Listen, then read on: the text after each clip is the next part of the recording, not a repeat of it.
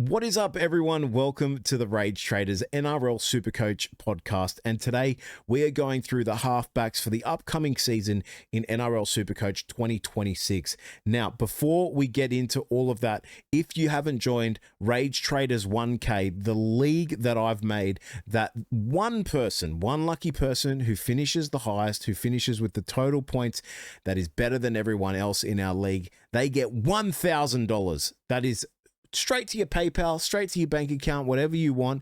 And all I require you to do is be a subscriber on YouTube to the Rage Traders. So it's completely free.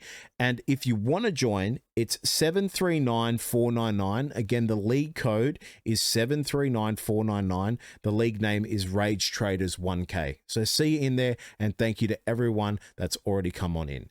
Now, before we get started, if you can, YouTube, like, subscribe, comment for the algorithm, Apple Podcasts, Spotify Podcasts, please, 5-star review. It really does help me, and it gives me, the mental support to keep this momentum going. So thank you so much.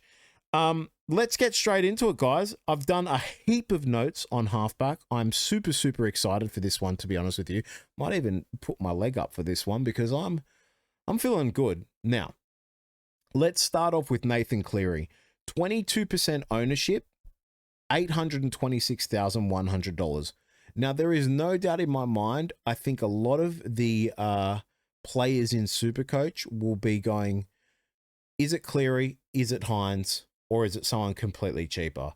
And I think there's a big battle between Cleary and Hynes, as there always is. Now, surprisingly, there's been some people that commented on YouTube to me saying they've put him in Hynes and Cleary. Now, that is a lot of cash, but if you believe in it and you just want to get the top best, the two honchos in, I completely agree with that. So let's start with Nathan Cleary again. 22% ownership as of me, obviously recording the stats and writing them all down. $826,100. In his first 8 games, minus an injured game he had in round 3 against Melbourne, he averaged 84.5.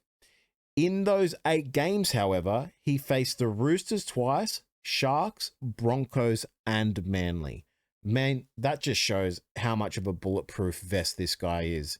An average of 84 in 2025 as well.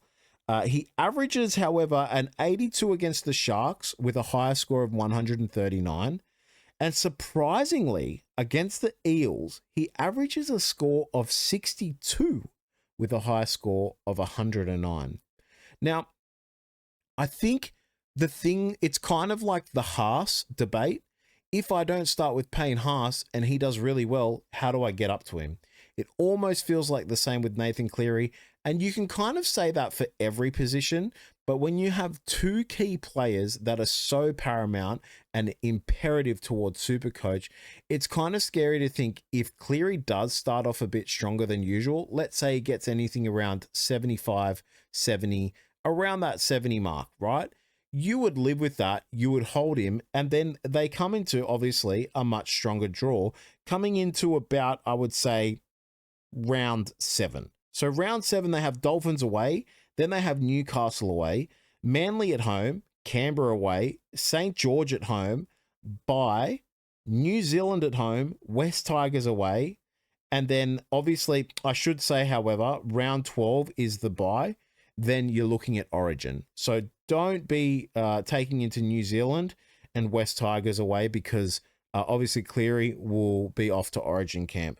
But before that, that's a really nice 5-game sort of trip they have there. Now, you're most probably also saying, well, if I fade him from 1 to 6 and bring him in at 7, if he's gone down money, isn't that the most perfect sort of trade? So again, they start off with Broncos away, into Sharks at home, Roosters away, Parramatta at home, Melbourne at home, Bulldogs away. Now, that's a very, very tough draw, especially when you take into consideration that his average against Parramatta is 60, or what did I say it was? Approximately 60. That is something that I don't expect. It's 62, by the way. Now, I don't expect him to go out and pop a 60 against Parramatta, but it's an interesting stat. We know the type of player he is. He's the best player in NRL at the moment. He might be crowned and likely to be crowned the best player ever to play NRL. But we're talking about a game that is based on money and when to get money in at the right time and get money out at the right time. So for me, the way I look at this is if you are trading in or if you are starting with Cleary, you are holding him unless he gets injured or unless he's popping 30 and 40s out, which you're going to obviously hate. You are just holding him through the thick to then be blessed with him during that round 6 to round 11 period where he's obviously going to get better scores. And you're saying, look, no matter what, I'm just going to stick with him. If he's getting 60s, 70s above, beautiful. I'll take the hit in the money and then he'll gain me money a bit later in those easier games. Now, I don't mind that strategy at all, and I'm very, very close to just doing that.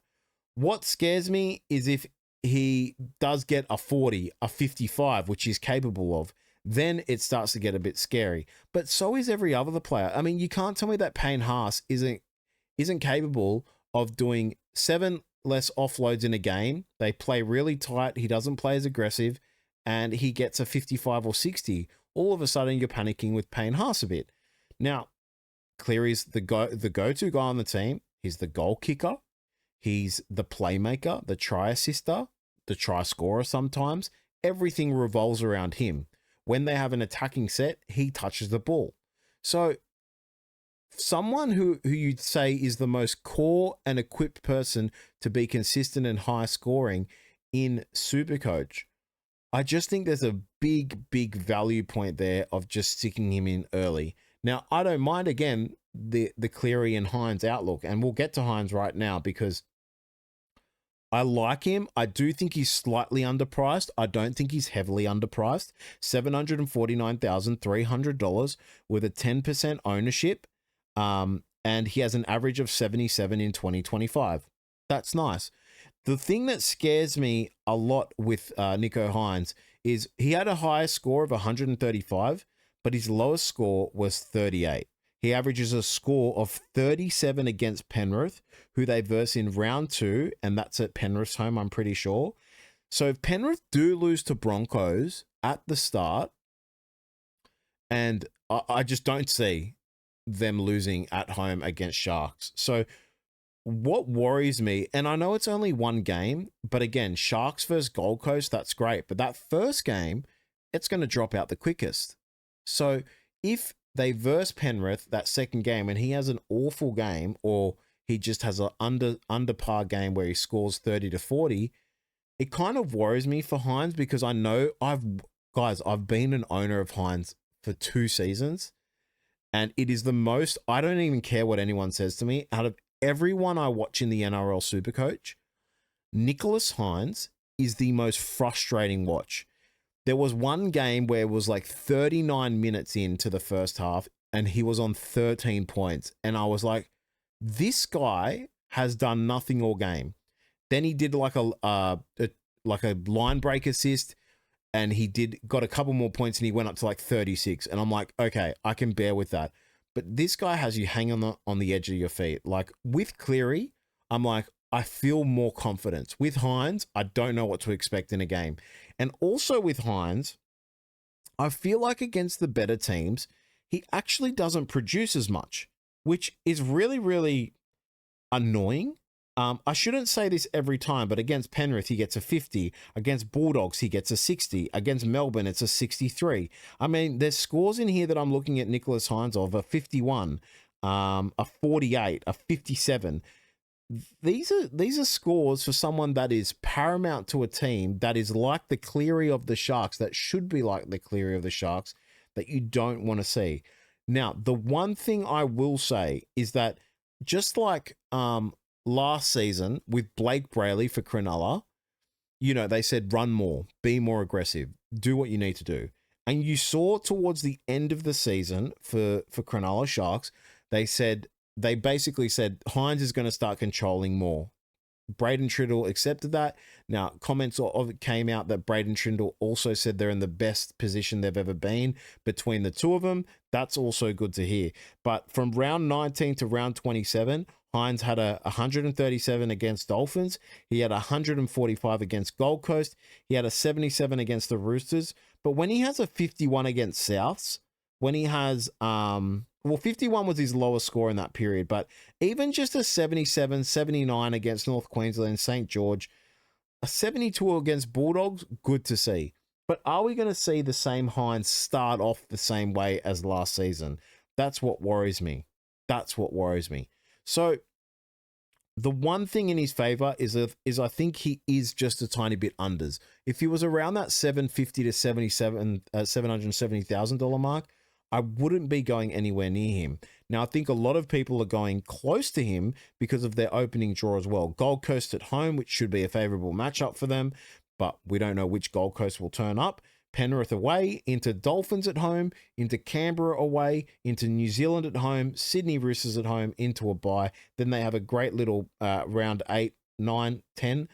North Queensland away, West Tigers at home, Souths away. So that's a nice period as well. So the opening draw is quite strong, and I think that's why a lot of people are leaning towards them. One other little factor is McInnes said to be due back. I think it's about round 12. Also, Mulatalo out. How maybe not Mulatalo being a factor, but how does McInnes being out sort of impact the team? He's a big. I think it's going way under the radar, but he's a big engine for that team. He's a workhorse. He's a tackle. He's just a tackle beast as well. And I think people are just like, oh, McInnes is out. Colquhoun's going to come in. They'll be fine. McInnes is a really big piece of that team. Whether it looks like that on the scoreboard or not, and he actually assists to that, no.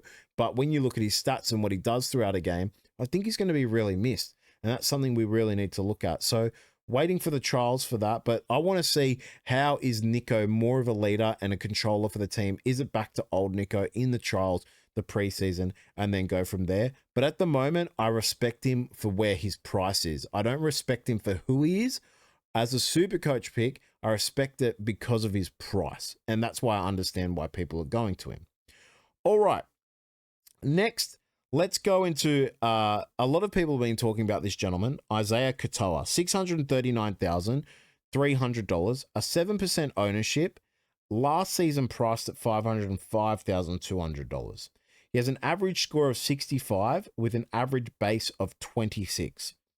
The thing that gets me this season is that Dolphins last season had 141 line breaks, which was the third most by any team last season. They had 720 points in that season, which is 2025, second behind Melbourne, but I think that's also including the finals period. If anyone knows, just let me know. So in regular season, they were first, okay? Now, why I'm bringing up these stats is because we know what type of team the Dolphins can be. All attack, very big on scoring a lot of points. If you follow the NBA, they remind me of the old Houston Rockets, where it's just threes, attack, attack, attack. And if you can't score more points than us, you're going to lose. That's what the Dolphins give me. Can they breach that point, or have they already reached that sort of peak of all attack? So that's what worries me about the Dolphins, and why that is I guess a correlation with Isaiah Katoa is he's a under the radar star. He is very good at his passing game, his decoy or dummy passes, drawing in people and getting that line break assist for people like Herbie Farnworth, so on and so forth. And I think we really need to take that consideration. But when you deep dive into it, and I'm going to read you this out, and maybe this will surprise you. Broke 70 points 8 times in 24 matches. That's 33% of the time. But in all averages, he only averages over 60 against one team, which is Souths. I'll read this one again. So last season, he broke 70 points 8 times in 24 matches. That's 33% of the time. But in his averages over versing each team, he only averages over 60 against one team, which is South Sydney Rabbitohs. Now, how much you take that in consideration, maybe he played limited minutes back then. Maybe he wasn't, getting that 80-minute role he is now. But that was a very interesting stat to me. Now, I also think it's good to know that someone priced at $639,300 broke 70 8 times in 24 matches. That's sort of comforting to see as well. So if he's someone you've been hot on, or maybe someone you've been 50-50 on, I hope I've either deterred you or made you pick him, because I found those stats to be quite interesting. But it's more about how do Dolphins perform as a team. Are they going to have more attacking opportunities? Are they going to be worse? I think they might be the same, maybe a tiny bit better. Again, I think a lot of how their games work rely on their forward pack as well. And they do have some forwards back. However, JMK is injured. Max Plath, who is a big part of their team, also injured. Does that affect them? So that's something we need to weigh and watch. But I don't mind the Katoa pick. I wish he was more around the 590,000 mark, sort of 600 flat. He's not. I still see merit in him, and I still think he's maybe not a great play. I think he is a risky play. I'm not going to say he's a great play, but with their opening draw, what scares me is if Campbell Graham is now back, if they do average against South and they go left a lot, and Campbell Graham is locking down that side, then you've got Latrell Mitchell, who for somewhat can be a very good defender, locking down the left side. If they have a bit of a game where they only score, let's say 14 to 18 points, then they verse Gold Coast at home, that's fine. Sharks away, Broncos away, into Manly at home, who could be a very, very good team this year or could be a very average team this year. Then into a bye into Penrith at home.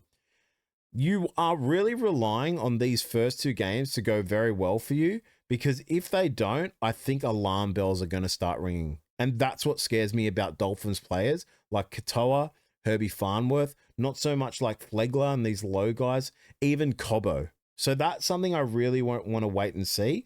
But yeah, for me, rating Katoa is like kind of like a 6 out of 10 because of the risk factor.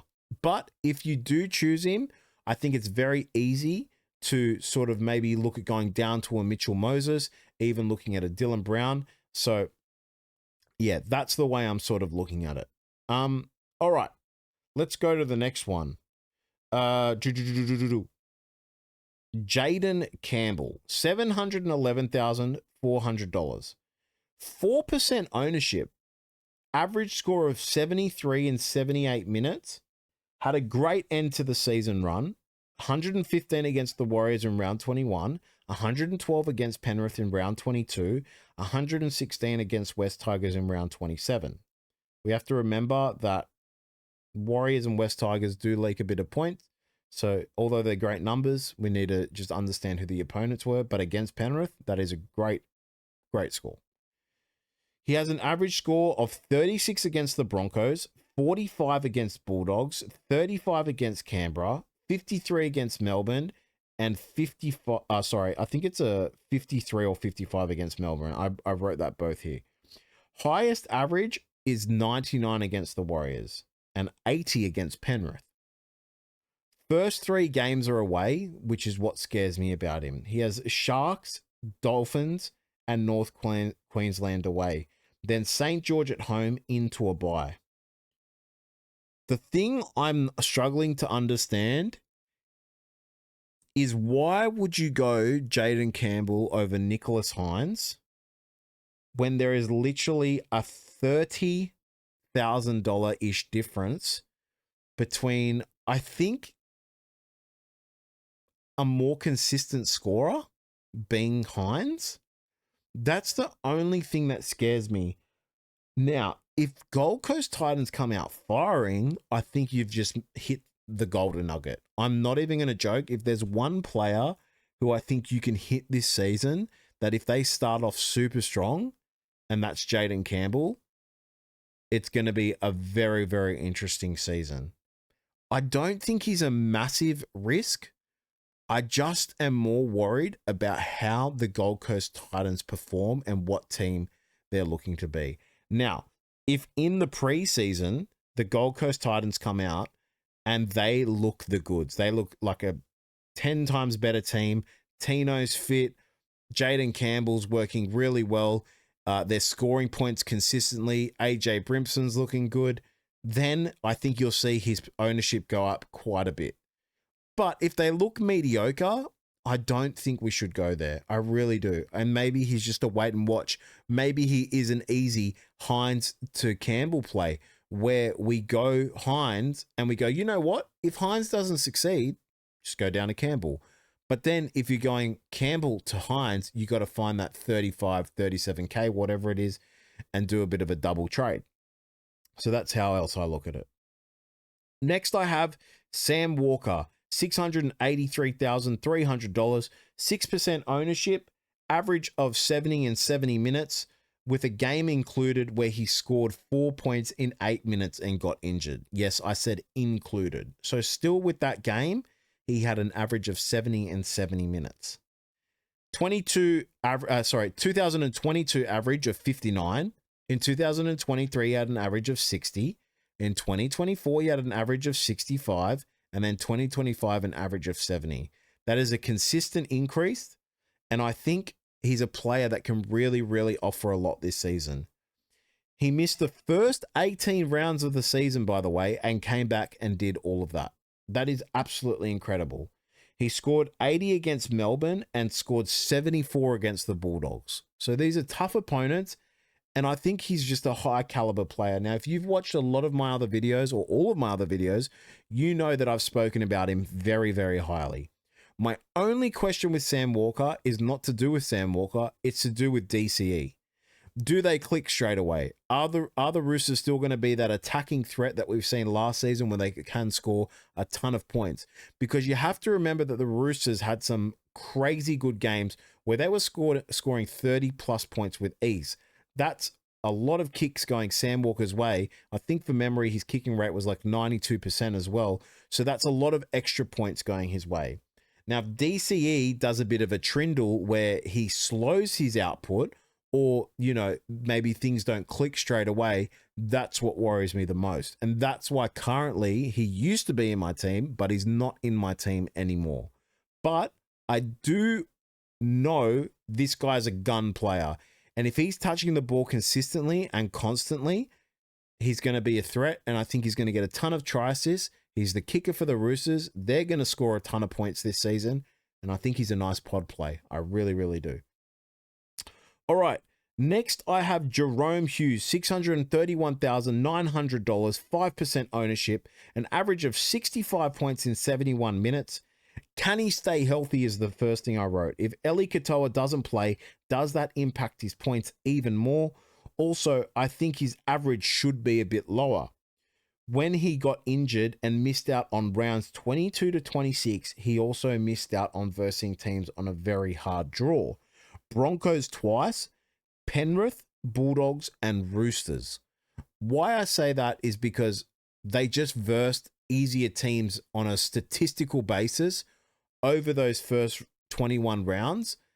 And because he didn't verse a majority of the harder teams, like obviously they still verse some harder teams here and there, but not as much as other sort of halfbacks would, maybe his average is actually overpriced or over numbered a tiny bit. And I found that very interesting because when I looked at the draw, I was like, damn, he actually didn't get to play at these hard teams at the end. So one thing is his health. Two, is he really valued at that? We know he can have very big games, but that's also off the back of Eli Katoa.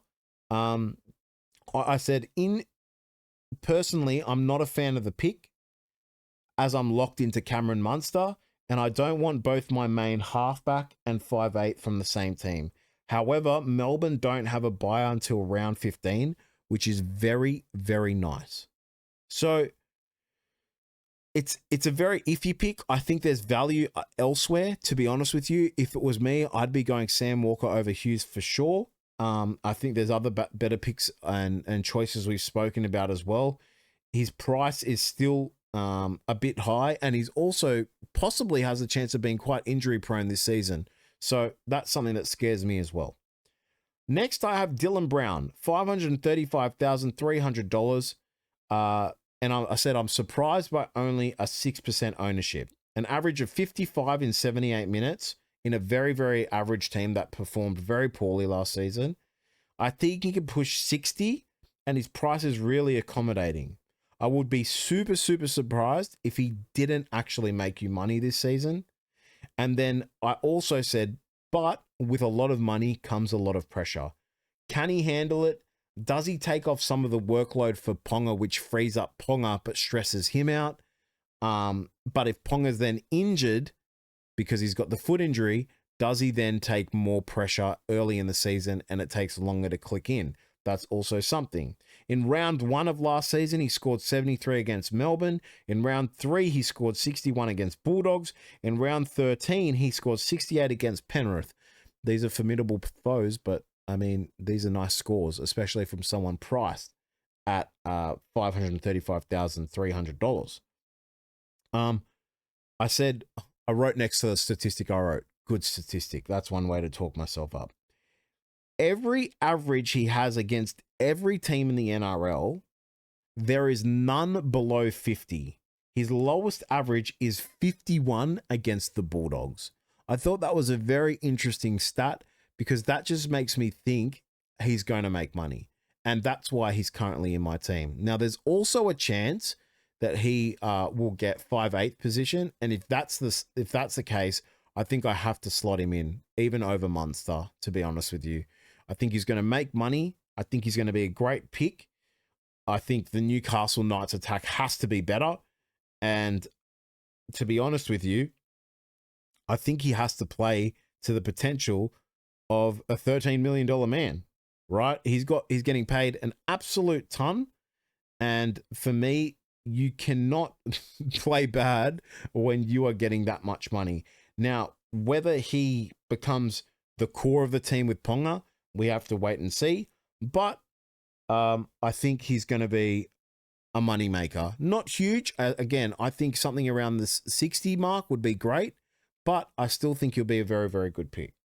Last but not least, I actually forgot to write information on this guy. And I can't believe it because I was thinking about him the whole time. Mitchell Moses, $543,100. Currently sitting at, I'll tell you right now, and I do apologize because I should have had information on this guy, but I don't know why I missed out on him. I don't know why I thought maybe he was like 5/8 or something, or maybe he just didn't show up. But let's forget about that. 27% owned. The opening draw, Melbourne away, Broncos away, St. George at home, Penrith away, West Tigers at home, Gold Coast at home, Bulldogs away, Manly away, New Zealand at home. There's no doubt in saying that is a very, very tough draw. Okay. He averaged 56 points in 80 minutes and 18 in base. He's the goal kicker now, which is obviously something everyone's craving about. Oh, he's the goal kicker. He's going to make money. What worries me the most is the Parramatta team. We know that Moses is a great, great player, right? We know it. You know, Origin player, really, really good, and is basically the guy that when Parramatta win, you're like, Mitchell Moses was the reason. Now, also, Zach Lomax has left the team, and you know who synergized very well with Zach Lomax? Mitchell Moses. What did they do? Chip kicks, bomb kicks. Where did it go to? Zach Lomax's end. And guess who got a try assist? Mitchell Moses. So what scares me is that synergy is now gone. You don't have that high-flying sort of attacking catcher that will just run through for the kick chase and be like a 50-50 chance to score the try. That's lost. How are actual Parramatta going to come out? Are they going to be a better team? I actually don't think they will. I think Iongi's had a year which he's going to be a much better player. I think the connection and synergy between Iongi and Moses is really, really good. But I mean, 2022, Moses averaged 70. 2023, he averaged 68. 2024, 64. And last season, 56. He's actually been on a decline. And that's mostly because of the Parramatta team and how they connect. But is he really a big Supercoach player?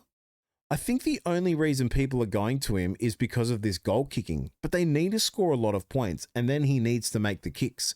So if they're only scoring 14 or 16 points a game, 18 points a game, you know, that's 3 to 4 kicks max. So for me, he's not a must-have. I can see why he's such a go-to pick. It's because, one, it's Mitchell Moses. Two, he's the goal kicker. And three, they expect Eels to be a better team. Hopgood's healthy. Iongi's into another year. Besides the Lomax scenario, you know, there are some good forwards there. Jack Williams, a very strong player as well. So it really depends on how they come out. Now, I will say this, like I did say with Nathan Cleary at the start.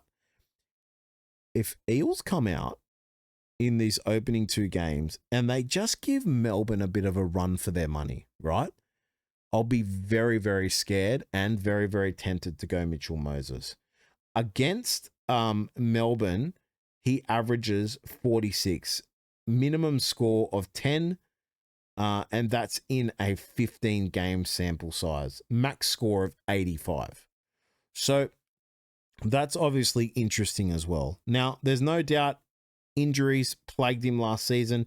Maybe he didn't have a lot of time just to get into a huge amount of chemistry. On top of that, Eels performed a bit under par as well. So a very interesting pick. I'm not going to tell you to not go Mitchell Moses, okay? But he's someone that averages 0.69 in PPM. He's someone that doesn't really reach a ceiling. Last season, he only went over 100 once, and that was in the last game against Newcastle. So I don't even take that into consideration because people that weren't in the finals gave up. Newcastle definitely gave up before that. Coach was gone. Everything was in shambles. The closest he got to after that was 98 against West Tigers in round 7, and that was actually his first game back from the injury. So I do see value there. I think against the harder teams, the Penriths, the Bulldogs, it's going to be tough. Against Penrith in round 13, he got 31 points. Against Bulldogs in round 14, he got 32 points. There's some scores here that actually are quite under his price tag. I see a 43 here, a 44, a 47, a 35, a 32. I just don't think he's a Supercoach player. That's all that gets me. That is all that gets me with Mitchell Moses.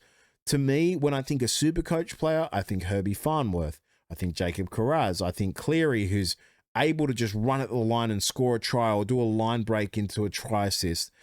But sometimes I feel with Mitchell Moses, that's not there. I feel like Mitchell Moses is his best player when he's playing with other superstars and other talent. And that's what you see in Origin. But when it comes to your normal NRL on a Friday, Saturday, Sunday, he struggles because the Parramatta Eels just aren't as good as what they need to be. That's my take anyway. If you're a Parramatta Eels fan, I'm sorry, because I do like your team. I like Hopgood and I like everyone else on the team. I'm not a hater. All right. Last but not least, I was closing my laptop, but I remembered I wanted to speak about two players and then a saga. I just wanted to mention Thomas Dearden, 2% ownership. I wouldn't go there. I want to see our Cowboys play as a team, especially when it matters. And this could be the season that Peyton does actually get fired, but still 2% ownership, very, very low. I think the biggest watch is maybe Jamal Fogarty, only 1% ownership, so an absolute massive pod. How does he connect with the team? If him and Turbo sync up really, really well, I have this feeling that Jamal Fogarty is actually going to sync really well with the team, and it's exactly what the team needed. And I think it was a massive, massive grab from Manly, and maybe they're going to be under the radar this season. But the biggest question for Manly is their forward pack, how they can compete with the other big forward packs. But I think Jamal Fogarty did need a mention. I'll tell you quickly also their prices, that also matters. So Dearden, you're sitting at, as again, 2% ownership, $637,900. And then we've got Jamal Fogarty, who's $667,200 at 1% ownership. So I just wanted to mention them. I didn't want to deep dive into them because the ownership is too low, but they did warrant a mention because there will be people that are thinking about them. I don't think I would go there. It's just so risky. But I think out of the two, Jamal Fogarty is actually someone that could really reap in well, especially if he's goal kicking. If we get news that Jamal Fogarty is goal kicking, I think his ownership will go up in price because their first 4 games, the Seagulls, they play, I think, all at Pines for memory. So they play Canberra at home, Newcastle at home, into a bye, into Sydney Roosters at home. Oh, so that's their first three, sorry. Dolphins away, St. George away, North Queensland away. The good thing is they have the round 3 bye. So if you want to fade them, you can get them in round 4 and then get that price grab then as well. Lastly, I want to speak about Atkinson versus Sanders here. I don't have much to say on it, but I did want to say what I think. I said, if Sanders gets the goal kicking, he's the shoe-in for me. Always thought Atkinson should have been in the Sharks over Trindle sometimes, or just in the team somewhat somehow, but it just didn't happen. Every time he played, he looked amazing, and I think he is a true talent. Whether that shows on the Dragons or whether they have a really down year, we're yet to see. But yeah, I think St. George have Bulldogs away, Melbourne at home, and Para away. That is a bit rough, especially if Para need a win and they're like 0-2, which could be a definite possibility, and they verse St. George. I just don't see St. George winning that. So again, St. George have Bulldogs away, Melbourne at home, and Parramatta away into Gold Coast away, North Queensland at home, Manly at home, Souths away, Sydney Roosters, and a bye. So take that as you will. I think St. George, a lot of people are writing them off. Newish forward pack, or, positions left, positions now come in. Toby Couchman, Hamish Stewart, Egan, who's a bit of an energizer bunny for the team. He's gone. So how much can Atkinson really do in that team? Again, basement price, or close to it. I don't know his exact price, sorry, but I think he's basement. But yeah, again, for me, if Ethan Sanders gets the kicking, he's just a shoe-in. All right, guys, that is your halfback analysis. Wolfie here from the Rage Traders. Again, thank you so much for watching, guys. I hope you enjoyed the video. I hope you enjoyed the statistics. Let me know if you have any comments, have any ideas, or what you're going and what you're doing. That would be greatly appreciated. I'll see you on the next one. Peace.